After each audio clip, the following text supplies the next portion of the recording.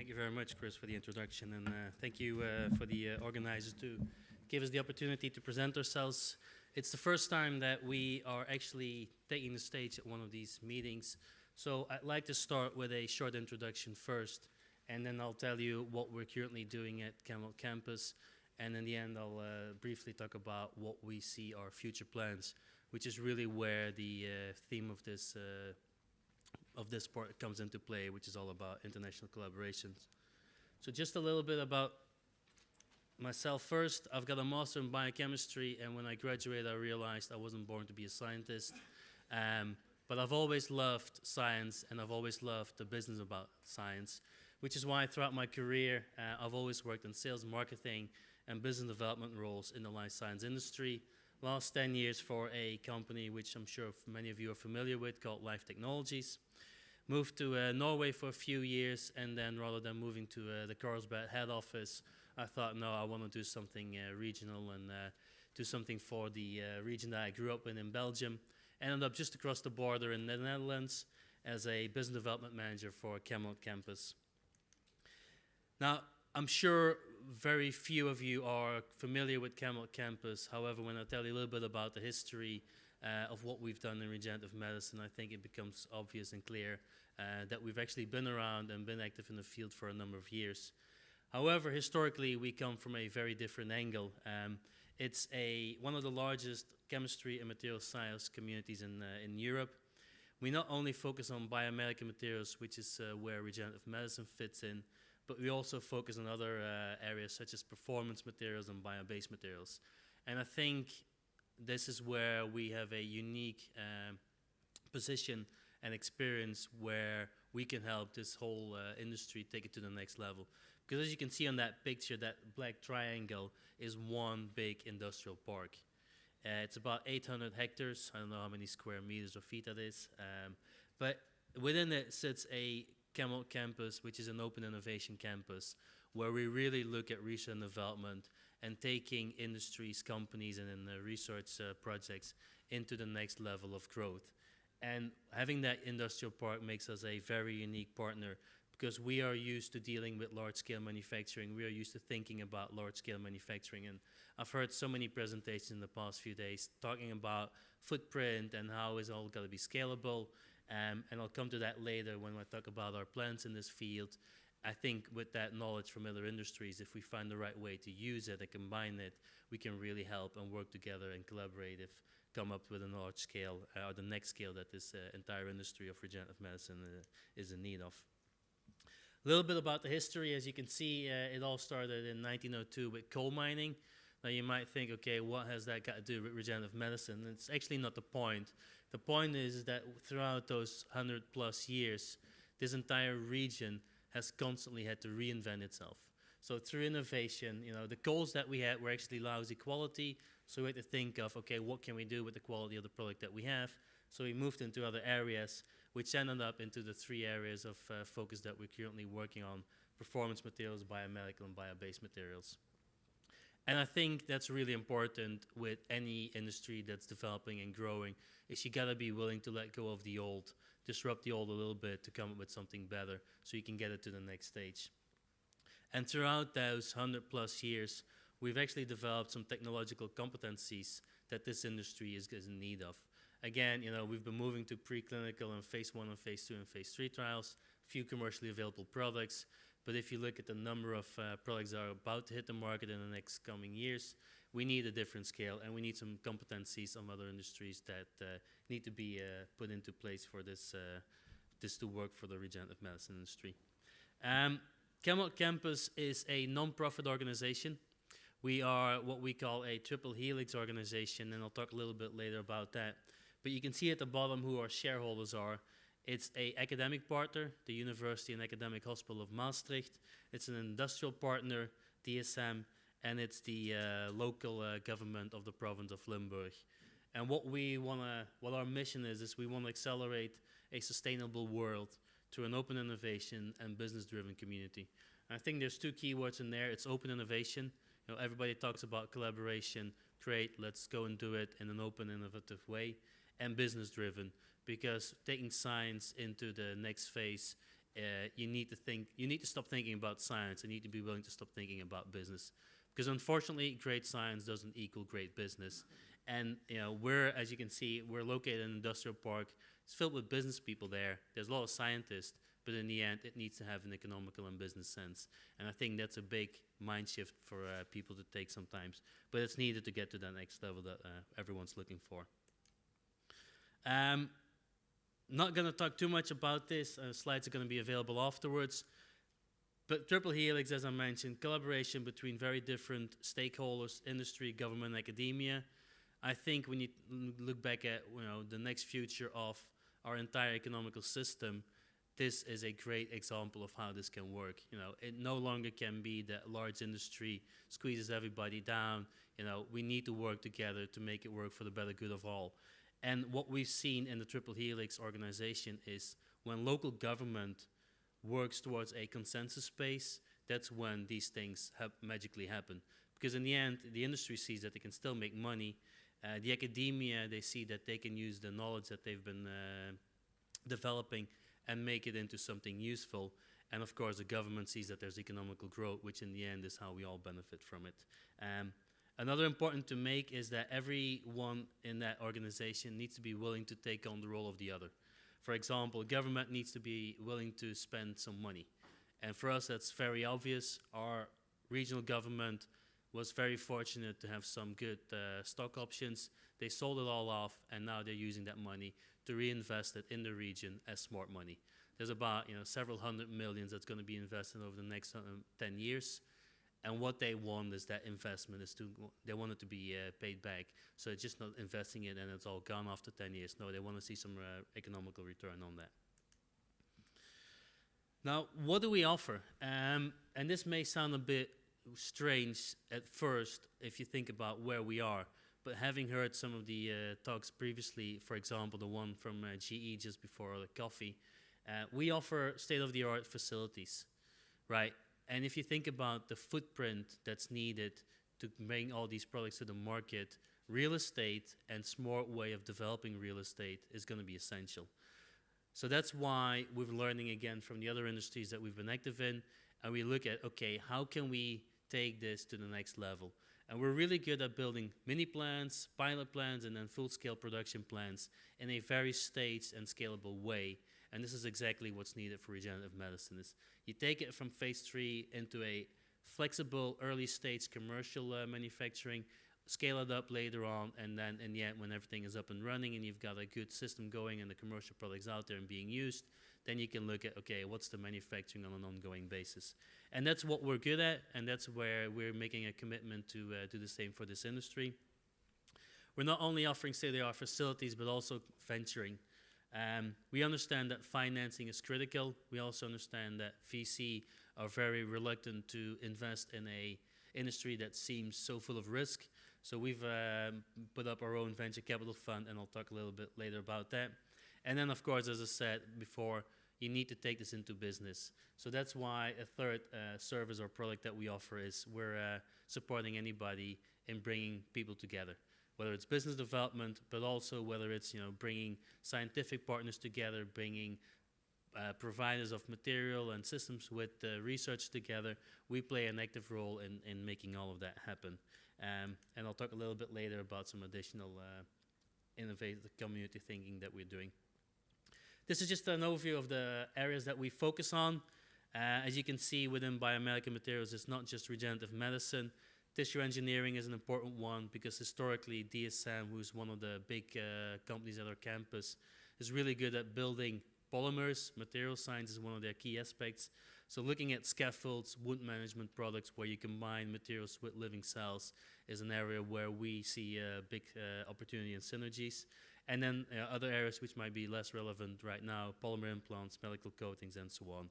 We're starting with a specific disease area focus, because we need to keep that link with the academic institute in the region, which is really strong at cardiovascular, ophthalmology, and musculoskeletal disorders. So a few words about our VC fund. Started in the beginning of this year.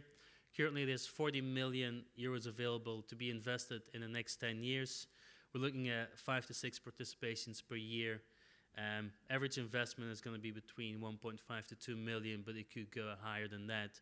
And also important to mention is they always look for co-investors. So when they make a bigger investment, they will actively look out and find co-investors to make that investment happen. And I think what's really important is the focus that we have.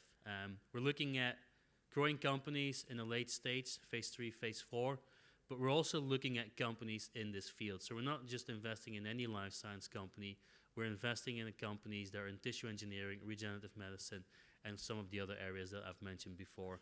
And I think that's really important. It was also mentioned by Michael from CCRM. You need to be able to do good due diligence on these companies. It's a very specific field, and we specialized in doing that due diligence to be able to make smart investments. Anybody's interested or in need of some VC money, feel free to come to talk to me. I'll get you in contact with these people. I think there might be some companies in the room that could use this. A slide that I borrowed from Greg Bonfiglio, and I even forgot it was one of his slides. So he said, well, you can buy me a few beers or you can mention my name, as all the beers were already paid for by other people. This is how I got away with it on a very cheap way. I'm using this to show that despite what we sometimes might think, regenerative medicine industry is already a reality. You know, we're looking at $900 million of a regenerative medicine, large approach of regenerative medicine. But I think what's even more important is the fact that there's over 2,500 clinical trials going on right now. A large percentage of those in late stage, so phase 3 or late phase 2 clinical trials. And if you think about that, let's say half of them, maybe 30% are going to hit the market in the next few years, you're looking at several hundred products. And all those products need to be manufactured and they need to be developed into a commercial, viable business. Now, I'm not going to talk to this pathway. I think everybody understands, and we've had many people talk about I would call it long and windy road from science to business. I just want to mention a little bit about the people and the skills needed on this road, because that's one area where we've learned from Titanic is once you get to a business and you get a commercial product available, you need people to actually manufacture it, and you need people to get it sold into the market. And this is where we focus on from our Camelot Campus perspective. It's around the large-scale manufacturing and the business development. And I'll give an example of that currently. But this is our big and lofty goal for the future.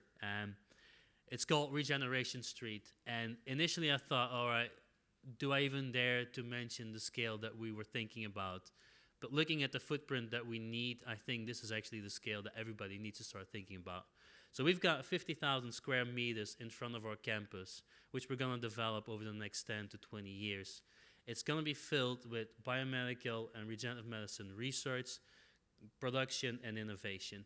And I think this is key, is that you keep those different stakeholders together, from the research all the way to the commercial manufacturing. We're looking at 4 probably more high-tech buildings, and they're all going to be centralized in that one space, again, to keep that proximity between the different partners. Now, I don't know has everybody seen the announcement, the press release that we sent out.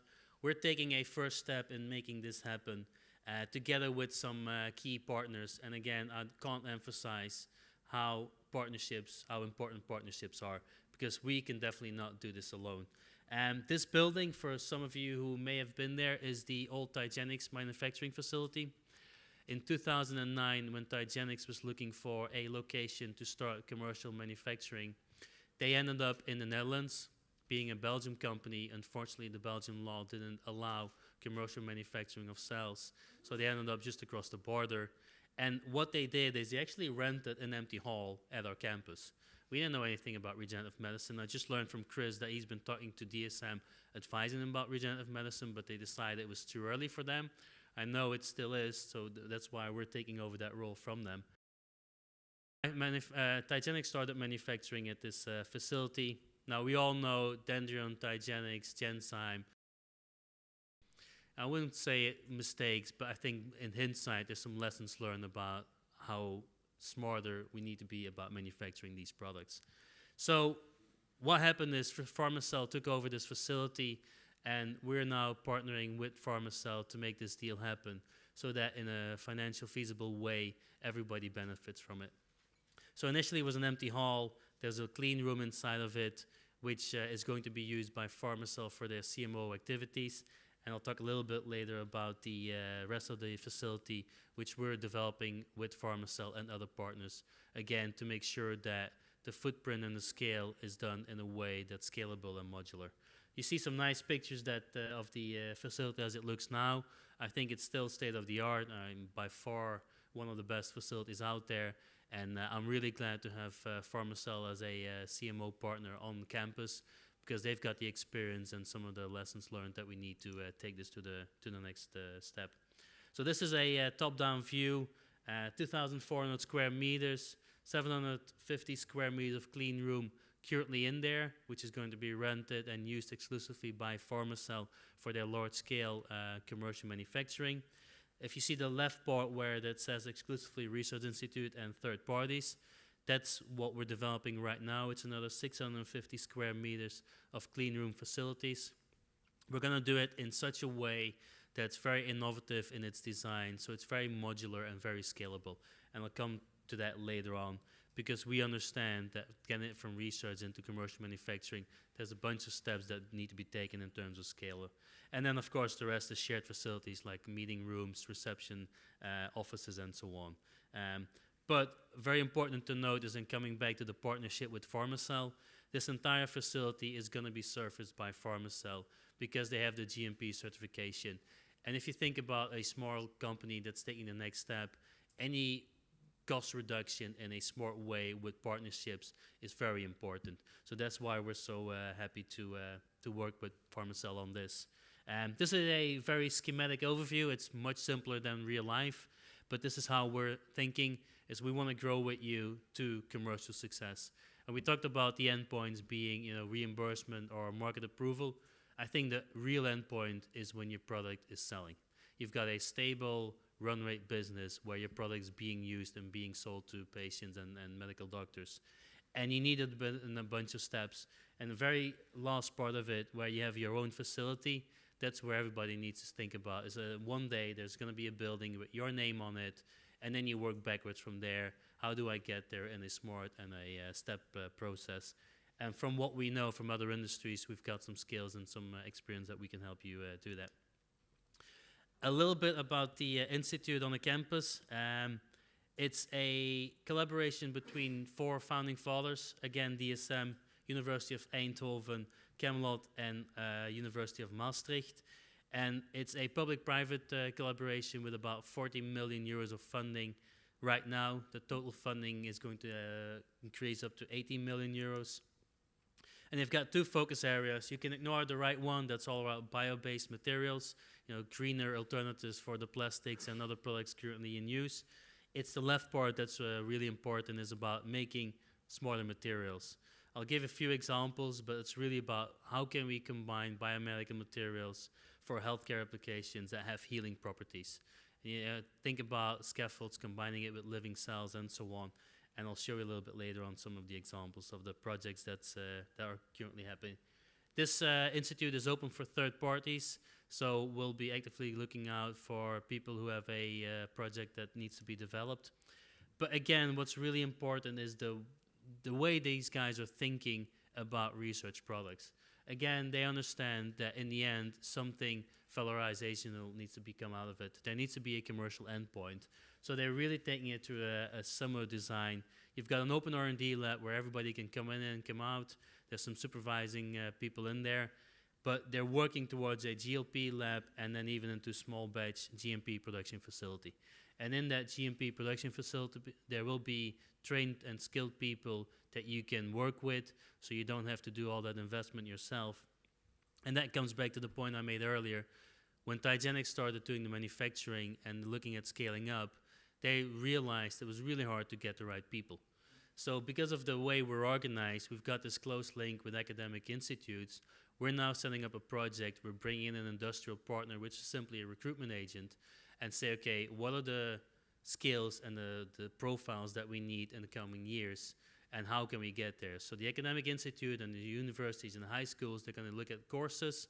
The recruitment agency is really happy because they know there's a market that's going to be in need of it, so they're going to be the driving force.